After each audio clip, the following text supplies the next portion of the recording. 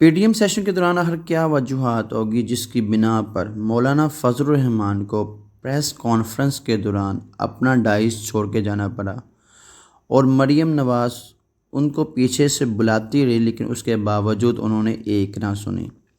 ممکنہ طور پر یہ بات کہی جاتی ہے کہ اس کے پیچھے 3 وجوہات ہو سکتی ہیں۔ پہلی وجہ یہ کہ پیپلز پارٹی نے استعفے دینے سے صاف صاف انکار کر دیا۔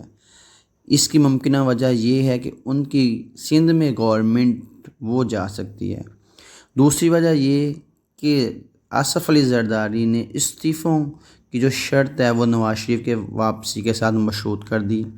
تیسری وجہ سینٹ انتخابات میں ڈپٹی چیئرمین کے لیے عبدالغفور حیدری کا ہار جانا، جس کی شکایت مولانا نے پی ڈی ایم کے پلیٹ فارم میں واضح طور پر کی۔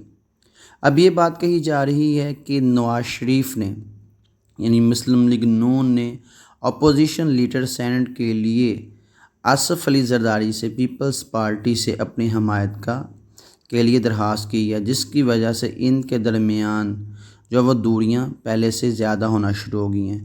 کوشچن یہ پیدا ہوتا ہے کہ ایک طرف تو نون لیگ اور پی ڈی ایم اسمبلیوں سے استعفے کی بات کرتی ہے، جبکہ دوسری طرف نواز شریف نے اپوزیشن لیڈر کے لیے اپنے کینڈیڈیٹ کے حق میں فیور مانگ لی ہے۔